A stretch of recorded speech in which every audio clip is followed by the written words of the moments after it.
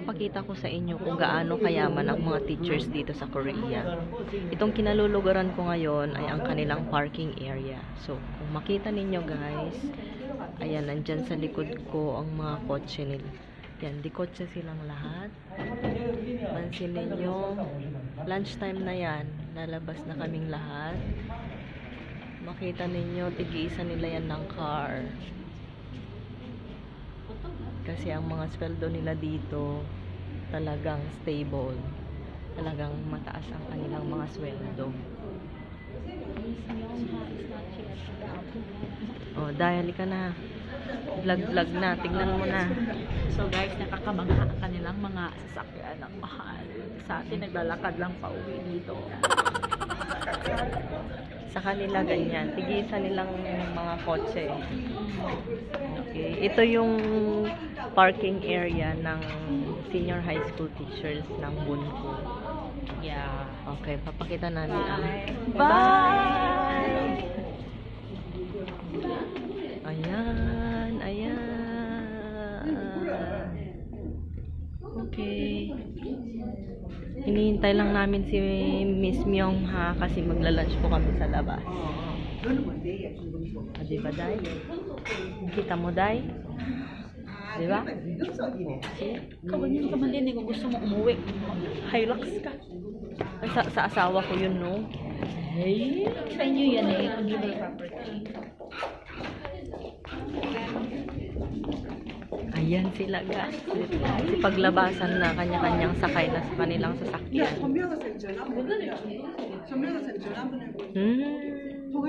We finish Half day only. half day. But Ayan. students are very hard. Gaya din sa atin, guys. Sobrang saya daw nila pag midterm exam kasi half day lang ang pasok. How about your country? You too? No, whole day, sir. All day? Whole day examination. All day examination. Yes, sir. Only 2 days. 2 days. Just Yes. 2 days. Yes, 2 sir. days and then whole day. You know how much money earn the My teacher, you know teachers? in your place Yeah. in Korea? Yeah. No. How much? How much? You tell us, sir. How many much? won? Nagsishare kami kung magkano ang sahod namin. It's Oh, different. 600,000 won. What? 4? 400? Oh, Depende, 1 month. 1 month, around 400 to 450,000 won. Hindi. Huh? Bantay natin? Monthly? 400. Starting rate. Starting rate? Ganyan. Magkano ba yun? 400 to 500. Start 500. Korean won. 500 won. 500,000 Korean won. How about here? What's the starting salary of teacher here?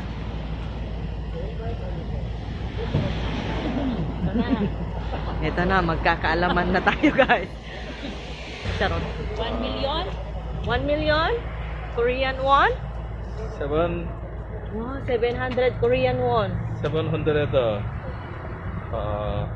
Korean won? No. How? Dali lang, naguguluhan kami. So you. Okay, Okay, let's stop for a while and wait Okay. for them. calculator. Woo!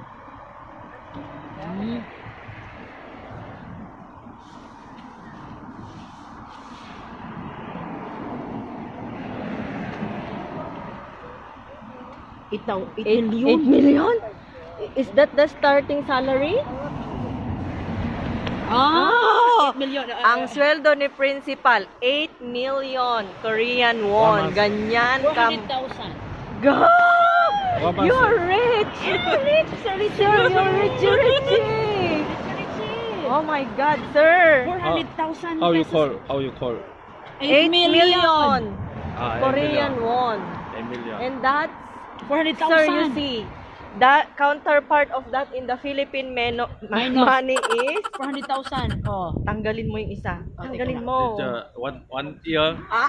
Tanggalin mo. Okay. 400,000 pesos. Almost 500,000 in Philippine Oh peso. my God, sir. Sir, you're richie. Richie. Ayan, ang sweldo. Narinig nyo ha? Tayo kay sir. Dali na. Narinig nyo ha? Selfie, Ang selfie, sweldo ni sir ay 1, 2, 3. Another one, sir. One more. Another one. 1, 2, 3.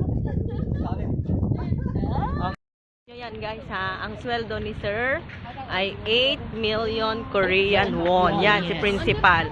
Ang counterpart niya yon sa Pinas ay 500,000, ay 400,000 in a month. Diyos ko, kaya pala ganyan sila, kaya yaman. Baka 100,000 monthly na dito. Mahal kaya. How about Teachers. the starting of teacher here? Teacher, how many? 1 Starting million? salary. Starting salary of for teacher. teachers like them. How many? Teacher, starting salary. 6 million. You- let us see there in your cell phone, sir. 6 million. O, sa isang regular daw na teacher. Why 300,000? Or 5 million. 5 million, ganun. Yeah. Oh my God.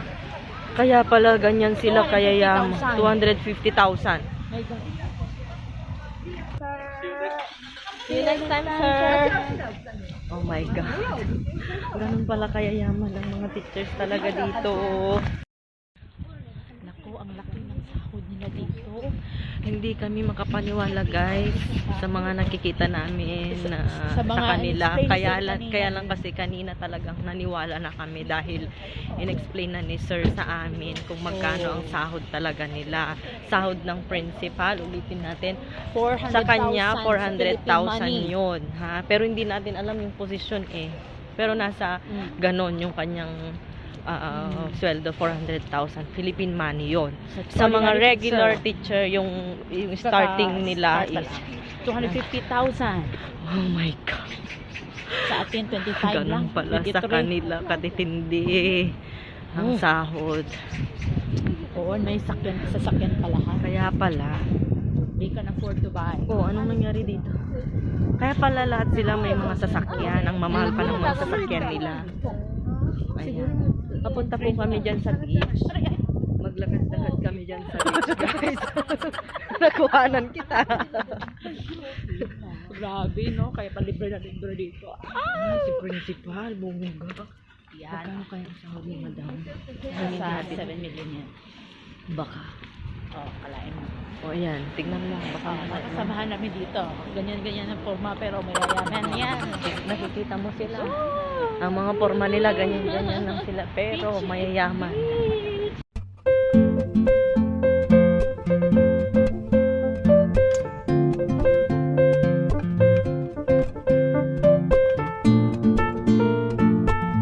I'm going to talk about how these were possible. Well, more a fancy word will be strategies. Strategies, okay? Of how did we do this? So I just named it as a strength. Okay? But you can think of it as a strategy or a strength that Koreans do have. In Korea, we have a very high value for education. I know that Cambodia, the Philippines, you do have the high value of education for teachers, respect for teachers, right? No? Not many people are, right? But in Korea, you can see this is like the old dynasty period, right? Well, this person is the teacher probably, and these are the teachers, and you can see how they sit in front of their teachers, right? This is another picture of the 1960s and 70s and 80s probably.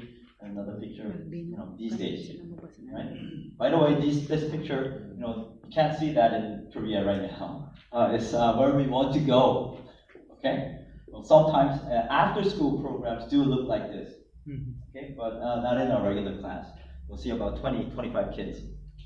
But I was going to say that there's an old phrase that I always actually heard when I was a young kid. Don't even step on your teacher's shadow. That's how much you have to respect your teachers. Well, you have to have a distance right? There's a little bit of a different perception these days because I want to be close with my teacher and have an interaction. But this phrase, and quality of education cannot exceed quality of teachers, of course, right? It's a phrase that Koreans always had. So this is a question asking the teachers, do you think the society values teaching? Does that make sense? Okay? And you can see that most of the East Asian countries are up there. Malaysia. Yeah? In Korea, Korean teachers think that the society values education. That means that they do Wala ang know Pilipinas. that they are respected. Grabe. Okay? Does that make sense, right? Oh my Uh, goodness. Teachers in this country are very, very highly treated. Okay? You see that public school teachers are civil servants, government employee in other term, right? In other words, they can't be fired easily, because they're a government employee, right?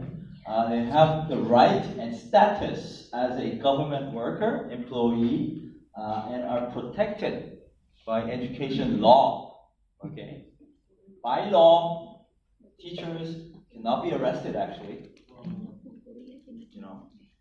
of course they can if they do a very serious crime. But they're protected by their status as a teacher is protected by law, and private teachers too. They're not civil servants, but they're also protected by private school law. Okay, they're tenured till 62 years old.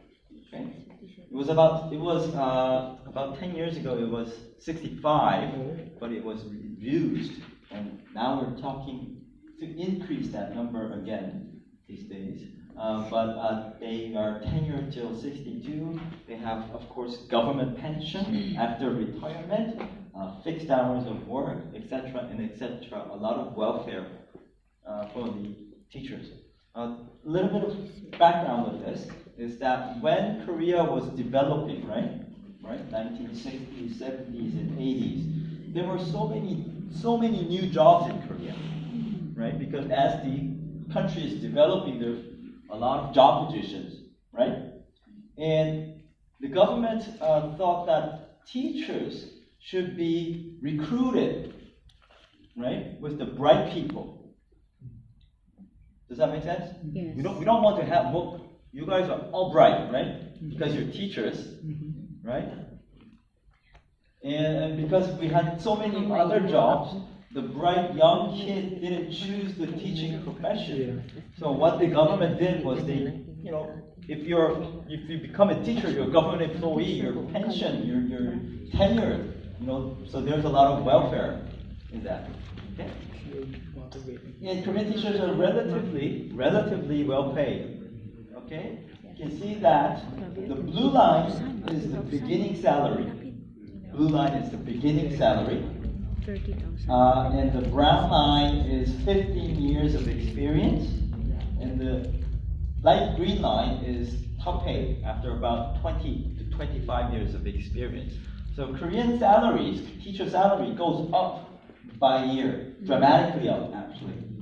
So about average, the Korean teachers receive about 30,000 USD as a beginning teacher. Korean talagang Yeah, per year, of course. mahal. Well, I can make.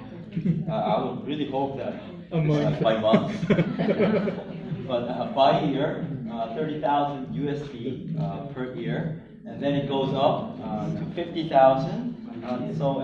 If you have about 25 years of experience, you receive about 80,000 USD per year. Okay?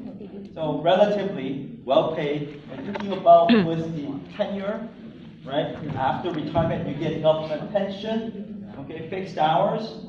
That's a very, very good deal in these days, especially, right? Not bad.